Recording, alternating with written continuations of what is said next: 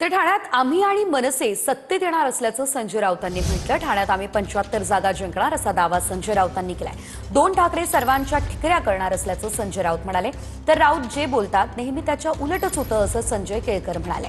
भाजप आमदार संजय केळकर यांचा राऊतांवरती हा पलटवार पाहायला मिळाला। आम्ही आणि मनसे ठाण्यामध्ये लढणार आणि सत्तेवर येणार। आमचाही नारा 75 पार आहे। बोला, आमचाही नारा 75 पार। ते म्हणतात 70 पार, आमचा 75, आमचा 75। अहो 2 ठाकरे आहेत ना, 2 ठाकरे सप्पे भारी।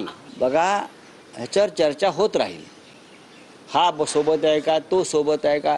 या क्षणी 2 ठाकरे करणार सगळ्यांच्या ठिकऱ्या। संजय राऊतांचं म्हणणं आहे की येणाऱ्या काळात आम्ही देखील 75 पार करू असं त्यांचं म्हणणं आहे। आणि जे सत्तेतील आहेत त्यांच्या ठिकऱ्या ओढू दोन्ही ठाकरे बंधू।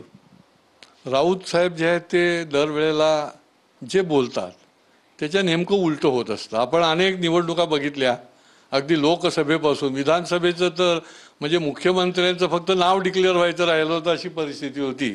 आणि दुसरीकडे भाजपचे 137 आमदार निवडून आले। त्याच्यामुळे त्यांनी असं बोलत राहावं, त्याच्या उलटं नेमकं निश्चितपणे घडत राहणार आहे म्हणतात। मात्र त्या बॅनरची जी चर्चा चालू आहे त्याच्यावरती अक्षरशः महापौरचा खुर्चीचा फोटो त्या ठिकाणी दिसतोय आपल्याला चप्पा चप्पा भाजपमध्ये। प्रत्येकाला वाटत असतं, संघटनेला, कार्यकर्त्यांना, आणि त्याच्या माध्यमातून ते व्यक्त होत असतं।